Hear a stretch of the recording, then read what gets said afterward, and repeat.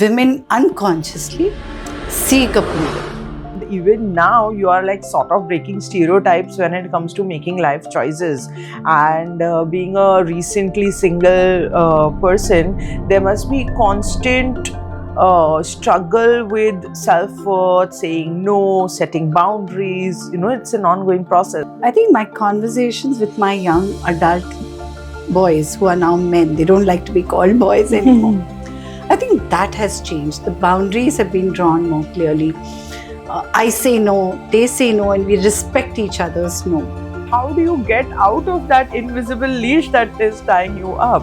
Give yourself a command. Say, I got this. मतलब introspection करना, I think introspection काफी लोग करते नहीं है. In fact, people jokingly say, Pranita, you behave as if you're the Prime Minister. I say, I am. My initials are PM.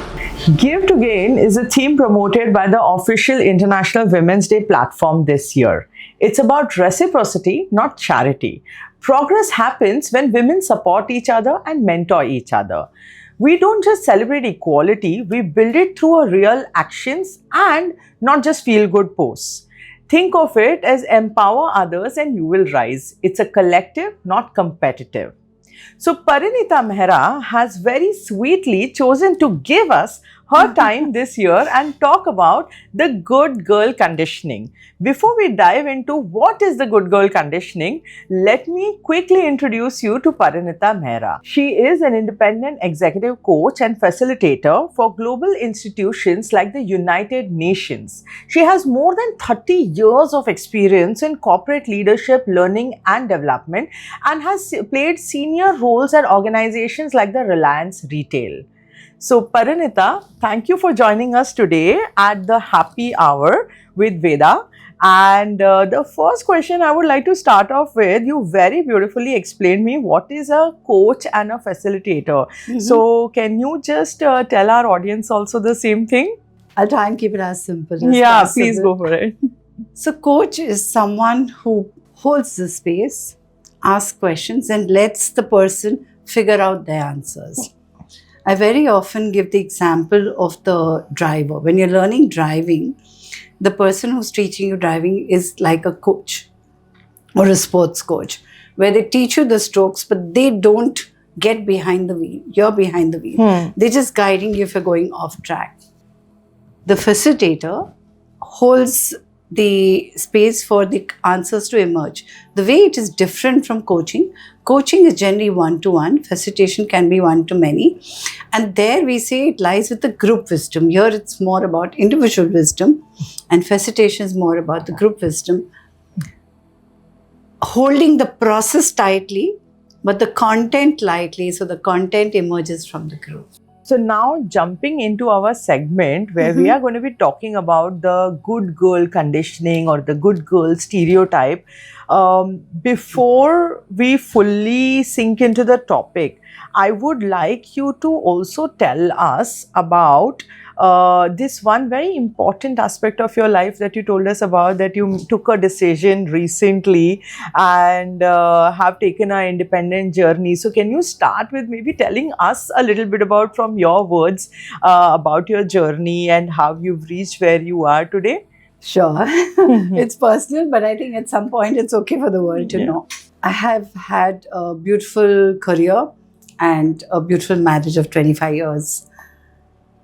But, you spoke about the good girl thing. Yeah. It lasted 25 years because I was the good girl or the good woman, if you may say so. The moment my independence came to the front and I was no longer towing the line that everybody wanted, especially my partner, we saw rifts coming apart where I questioned his decisions and I saw them not in alignment with the way life was going. So the difficult part was to, after what they call the silver innings, to move. So silver is like 25 years? Yep. Oh, so after 25 years of marriage, you decided to take that move forward and make an independent choice. I think that's going to inspire a lot of our audience, especially women. So when was the first time you realized that being a good girl was actually holding you back? That's interesting. I think when I was about 7, 8 years of age. And I grew up with my grandparents largely because I lost my mom when I was young, and dad was in a touring job, so we joined him later. But I realized that every time with my grandparents, it wasn't the case, but with my dad and with everybody else, the moment I was in the good girl frame, listening to them, obeying them, not questioning anything, I was always rewarded. I like that. Yeah. And the moment I said, no, but if my brother can do it or my cousin can do it, why can't I? I think that's the time I realized I'm not happy doing this. And the first,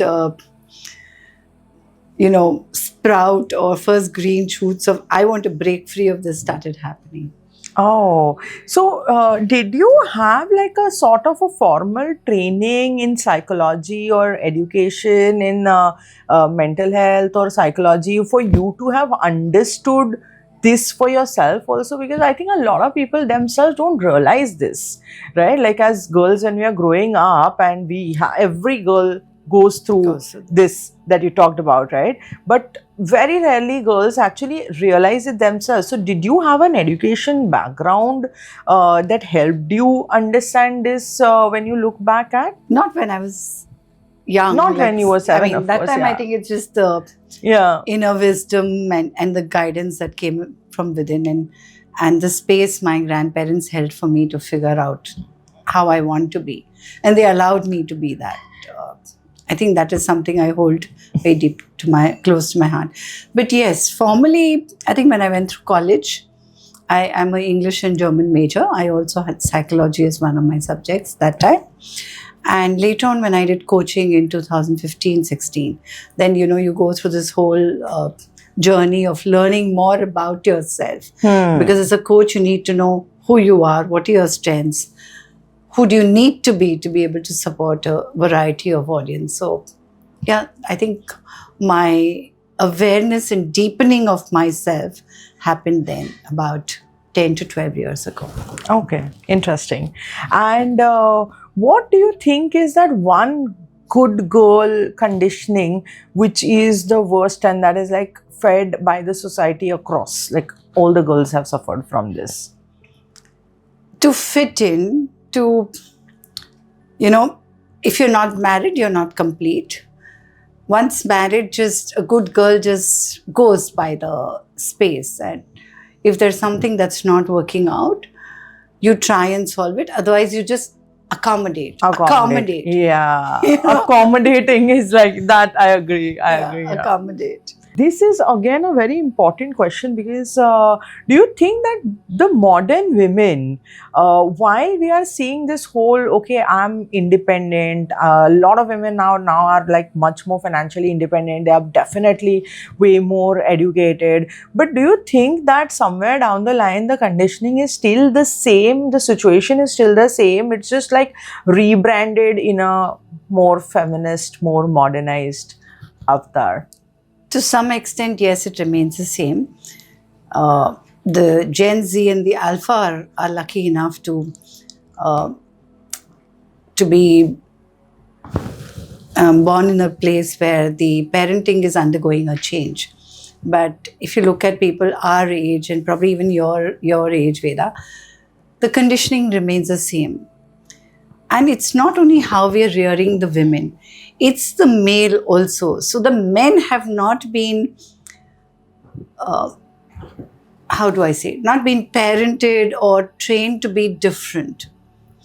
So mindsets of the men have not really radically changed over time. Correct. So therefore, even if the girls are changing, are the men being emotionally ready to handle this new way of being in which the girl or the woman is showing up? True. I think that's yet to, it's happening, but it's still at a very early stage, I'd say. Okay. And why do you think for women saying no is such a difficult, guilt-loaded thing? like it's just a word. And why does it become so dramatically heavier for a woman to say no, whereas for men it's very simple? Like a woman I've seen like will figure out a way to say every other alternative to get out of a situation except no, which is like the answer is so simple. But for men it is not the same case. So why do you think that difference is? Largely because of the conditioning. Again, it depends on which generation we are from. But if you talk about your and my generation, I think it's largely about conditioning, number one. Number two, women unconsciously seek approval. They've been raised to say, you need approval, and only then will... They've not been raised to align. If they are raised to be aligned, then they won't have that doubt. Self-doubt won't arise.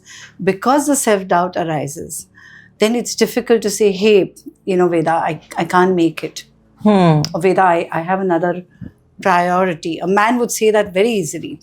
But a woman would say, like, you know what, I'd love to be there, but da-da-da is happening. But there's this whole story behind it while I can't do something. Do that. I know. Because I want know. your approval. Yeah. And I don't want you to feel bad. I get into that emotional trap, which men have learned to distinguish very early on in their lives. Emotions from logic. Or emotion from facts, for that matter. Fact is you can't make it. Fair enough. Woman will feel, वो क्या सोचेगा, क्या सोचेगी, मैंने उसका दिल तो नहीं दुखाया, and all that drama. But do you think that is it because like biologically women are different and that's why, because again like emotions and hormones and everything is much more plays a vital role in your moods, in your behavior when with women compared to men. So is that the reason, or is it because of the upbringing that women feel more guilt? I think it's a combination of all factors, Veda. It's the upbringing, it's the exposure that girl or woman may have had to being able to say no. Like, for example, I was able to say no very early on in the workplace. And I had a very supportive male supervisor who, if I said, I can't do this, he would just ask why. And when I gave him the logic, he was okay with it. But I've also worked with someone who would not take no for an answer. Okay. And who would say, मैं नहीं जानता, आप ये करके फिर जाएंगे. And that is the time I needed the job, so they'd hold that gun to my head. आप नहीं करोगे तो then you know what. So I got so fed up with that, you know what. And this was about 20 years ago. So I think from then on, this being able to say no became stronger. And it's not that I wanted to be a rebel. I think I just wanted to be at peace with in fact, this rebel word that you just used, and the bitch, the B word. Okay, so if you say no, you're worried that people will either tag you as the B word or a rebel, right? And that is also one of the guilt that women deal with while saying no to someone. So, I agree. Right? In fact, I don't mind being called a bitch. I'll tell you why. Because I'll say in the bitch, it is better individually than, sucking up to someone who's him. So that's how I look at it. Also, character is who you are. Reputation is what people think. So if someone thinks I'm a bitch, doesn't make me a bitch. Unless I start thinking I'm one. As long as I know in my heart I'm not one, doesn't matter what the world thinks. Beautiful.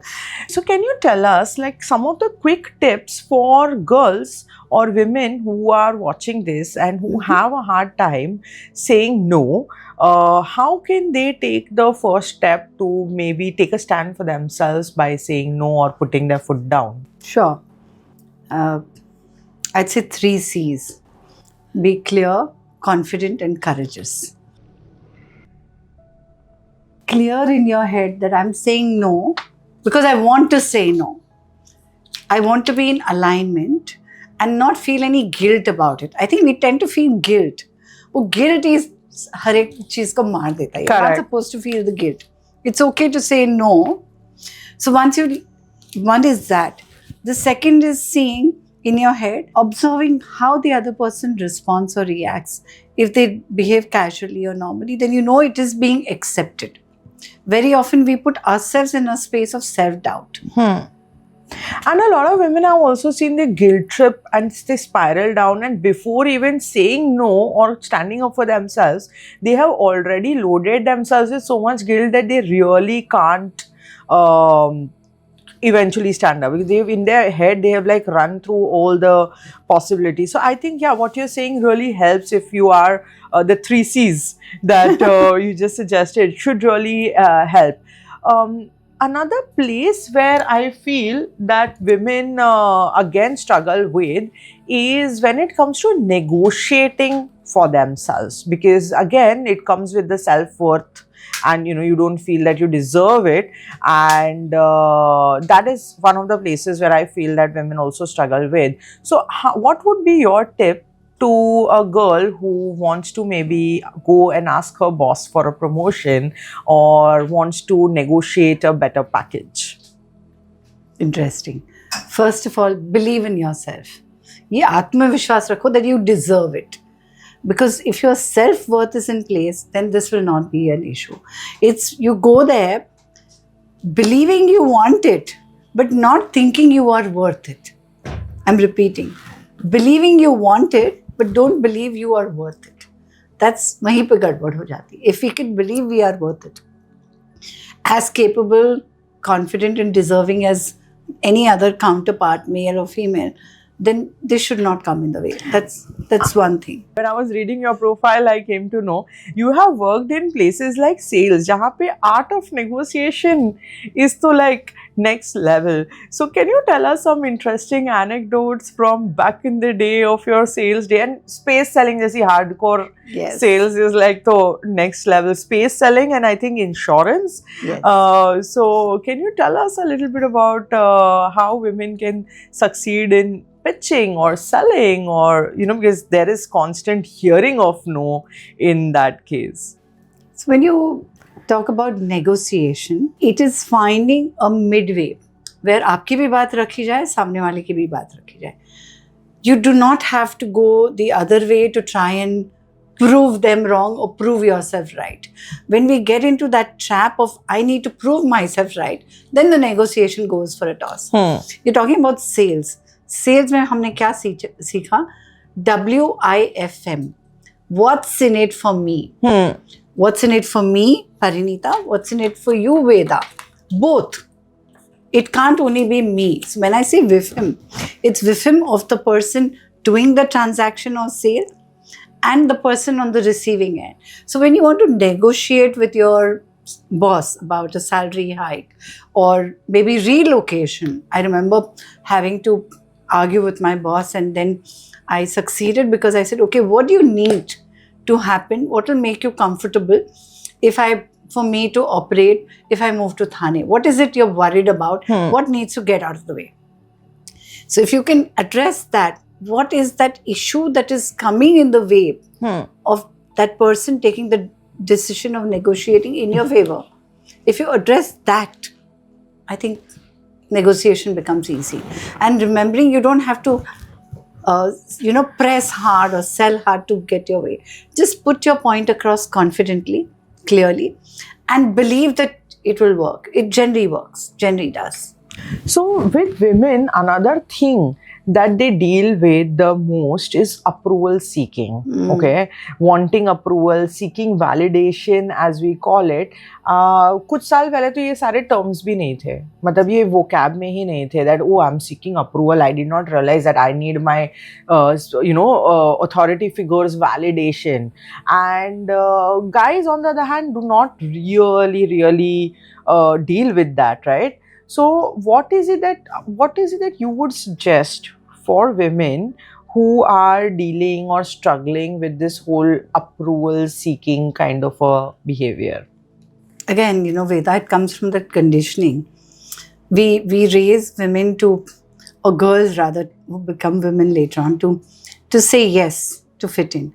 So for approval, just look for alignment and believe in your self-worth is one.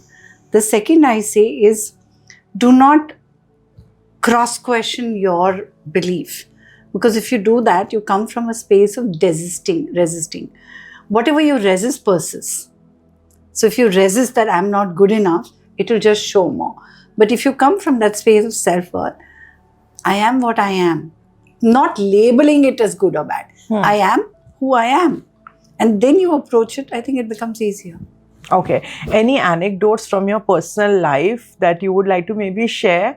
Because as you have played so many roles over so many years, and even now you are like sort of breaking stereotypes when it comes to making life choices. And being a recently single person, there must be constant struggle with self-worth, saying no, setting boundaries. You know, it's an ongoing process. So anything you want to maybe share with us on that? So, like you said, it's an ongoing process. But thanks to me being a coach, I've learned to manage those boundaries and put them in place far more effortlessly, I'll say. But if you ask me about some recent times, I think my conversations with my young adult boys who are now men, they don't like to be called boys anymore. I think that has changed. The boundaries have been drawn more clearly. I say no, they say no, and we respect each other's no. I am okay now meeting men and friends of any age. I don't have an issue there. I am not bothered about what the world says, as long as I know I am not doing anything wrong and I'm at peace. I think if you are at peace, then everything else follows. That's true. Yeah. What would be one advice that you'd like to give to someone who's stuck in the good girl conditioning trap? See what's keeping you stuck there. It's comfort. Break that comfort. Is it like really comfort, or is it also like Fear. being embarrassed of It is. fear? Yeah, It I is. think it's more fear than, of course, there is comfort also, because once you're like comfortable in your zone, like why mess it up, right? Like, so thodi alas bhi aa jati hai. But fear, I think, is Actually, you're right. More than comfort, it's this fear of rejection, fear of non-acceptance, fear of being labeled. I think that. So, there's this lovely saying that my supervisor had said. He said, what's the cost of you not taking that step forward? I call it the cost of inaction. Okay, that's a beautiful term. Cost of inaction, staying stuck there. I'm going to use an example. We become like the elephant in the circus. आजकल पता नहीं लोग circus देखते कि नहीं, but पहले ज़माने But theoretically, I'm sure सबको पता होगा. So if you see, there's this big elephant tied to a small pole. Yeah. All he has to do is pull himself. Yeah. एक झटका देगा, he'll be out and he'll be free. Why doesn't he get out of it? Again, I realize I'm saying he. Why doesn't the elephant do that? Because the elephant believes that when it tries, it won't be able to break free. When the elephant was a baby, the elephant tried very often to break free, but didn't succeed. Now he's given up and decided कि ये तो होने ही नहीं वाला है. Yeah. So if we can also... This reminds me of my dog, like...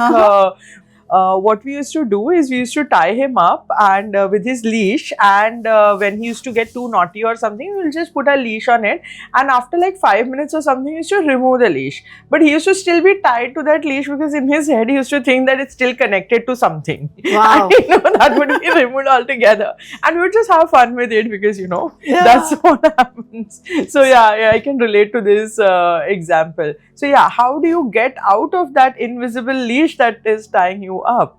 Give yourself a command. Say, I got this. I can break free. Actually, अपने आप से बातें करना सीखो. अगर अपने आप से बातें करोगे तो आत्मविश्वास बढ़ता जाएगा. That's true. मतलब इंट्रोस्पेक्शन करना, आई थिंक इंट्रोस्पेक्शन काफी लोग करते नहीं है.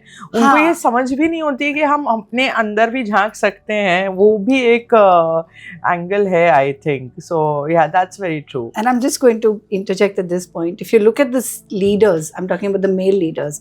If you look at Obama and others, and they'll tell you before they went up on stage, They spoke to themselves. They did a rehearsal Yeah. in their head of how they want to be seen. Why can't we women do that? Correct. We don't do it. Hyping yourself. Yeah. Yeah. Just talk to yourself. I got this. I often say, Pari, you got this. Hmm. And I get it. I'm then okay. In fact, people jokingly say, Pranita, you behave as if you're the Prime Minister. I say, I am. My initials are PM. So, Yeah. so I may not be taking tough decisions like the Prime Minister, but come on, man, I am the minister of my own life. I'm the Yeah. CEO of my own Yeah. life. So if I can behave like that, Why I not? think if every woman or every young girl, if they start that, believing they are the CEO, they are in charge of their life, I think things will start changing a little more. That's true. Yeah, like you are in charge. Like, and most of the women don't think like that. That is also true. They give the charge to someone else Correct. outside them. And you're always looking for someone to take charge of your life, right? Yeah. Like the whole Yeah. idea of women wondering around, wondering that whom they're gonna marry, so that hey, can I just give my leash to someone? It's actually Yeah. like that Yeah. attitude, Yeah. right? Yeah. So yeah, I think it's about taking the charge of your own leash in a way. In fact, there I want to say something, Veda. Yeah. When you get into marriage, look at it as a partnership, not a control state. So you're not giving your leash to someone, you're partnering with them. Partnering up. Number one. Correct. Number two, look at it as a space of collaboration Correct. rather than control. So if you look at it as collaboration instead of control, you'll find things moving. And I just want to add one more thing. I'm a certified energy healer and coach too. So energy speaks. If you start telling yourself that this is a partnership, this is a collaboration, it will show up like that because all your actions will come from that space. Okay. But if you think about control and power and all, then you land up speaking that way. Thoughts become feelings and feelings become actions. There was something you were talking about, raising strong sons. Okay. And Yeah. you were also talking about like how good girl conditioning starts from childhood, right? So as parents of the future generation who might want to understand that, because hey, we established that, as a child we are told to be the good girl, Yeah. right? Yeah. And who tells you this? The parents, right? So if you had to give some advice to the current generation of parents in terms of how to raise daughters, what would that be? So that, the cycle can end of this whole good girl conditioning with our generation. Raise them to align and not fit in. Raise them to believe in themselves and raise them to see their self-worth. So don't say things like, that's, ye acha kiya. That's very nice of you. Because then that's putting her in that good girl syndrome or bracket. Instead say, I appreciate you did this because it shows that you cared for that. Or that was very courageous of you to take a decision. Also, if you have both girl and boy at home, then allow that girl as much freedom to take choices, to make decisions as you allow the boy. If you're allowing him to come at 12 a.m., allow her also. With the faith that she will not do something wrong. वहाँ उस पे क्यों बेड़ियाँ डाल रहे हो? That is changing. That is changing, Veda. But only in the metropolitan cities. That's true. Not in the smaller towns, not so much. So I have to add a little bit over here about my personal experience with my parents. I think I was one of the very lucky few people, and back in the day, while I was growing up as a teenager, I used to feel that something is wrong with my parents, okay?